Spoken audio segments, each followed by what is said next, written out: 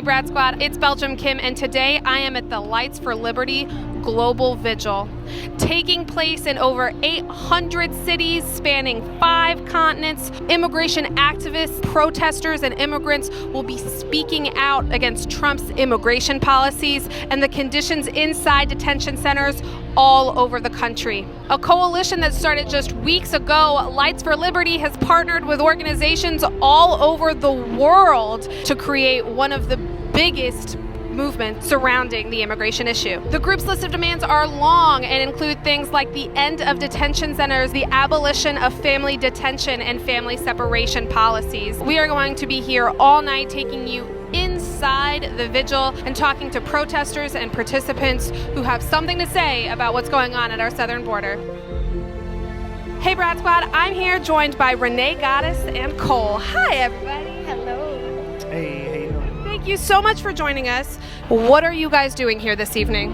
I am in town from Maine doing a residency with the Urban Bushwomen for the next 10 days, and at the end of our session today they asked us as participants to be here if we felt it was something we could support. Awesome. What kinds of changes are you hoping to see come out of this global movement? As someone who's been in this country giving my hard-earned tax dollars and can't vote, and the issues I have as an immigrant, I would like to be seen and recognized for the work I do in this country to make this place a better place.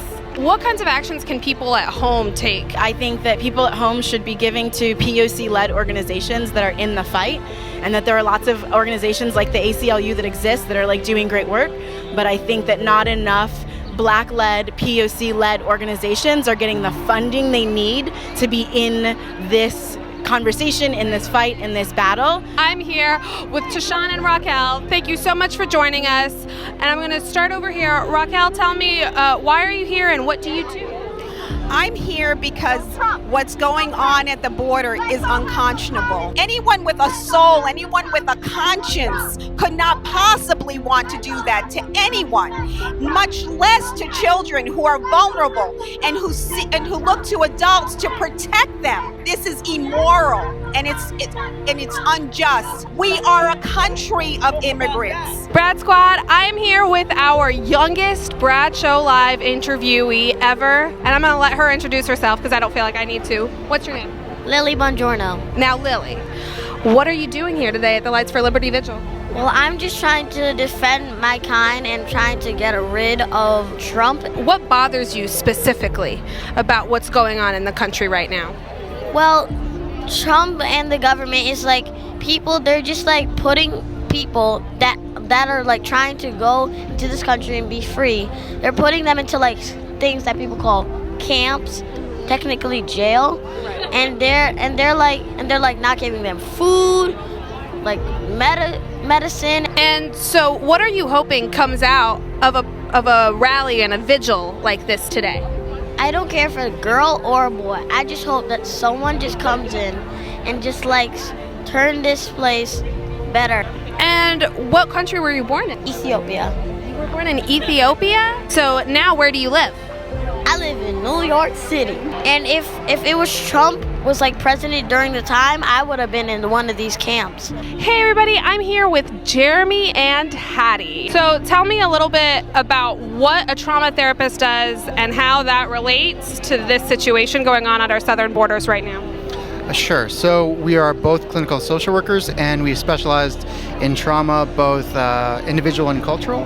And with the detention concentration camps at the border, it is a tremendous amount of trauma on both the adults and the children who are imprisoned there. You know, we're talking about impacts on their neurological development, on their physiological development that are going to really be impacting them for years, if not decades. It'll ripple through generations, and that's what it does. Yeah, their attachment systems get activated. They don't have a parent or other safe caretaker to really help soothe them.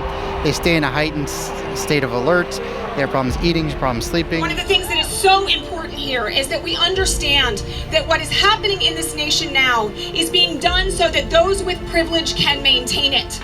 And it is one of the reasons why those of us who have it must leverage it with everything we've got right now.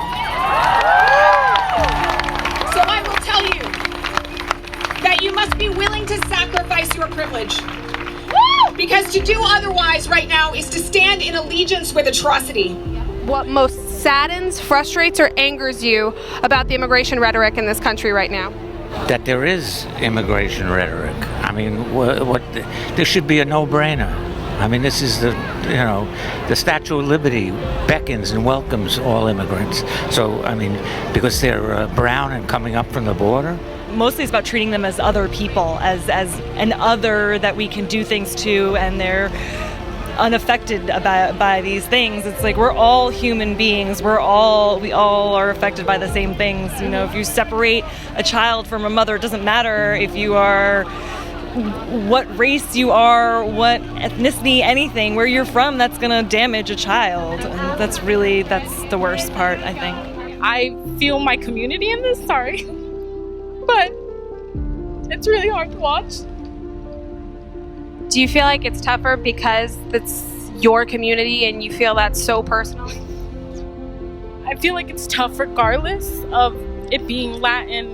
I think it's something that any immigrant going through or knowing of having that personal connection is just really hard to hear.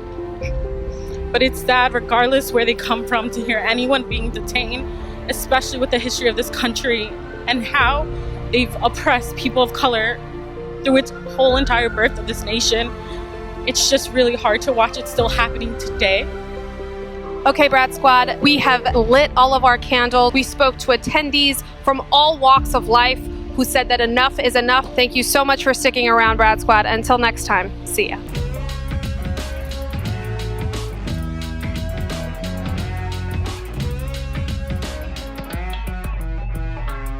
Thanks for watching. For more Brad Show Live, like and subscribe to our YouTube channel.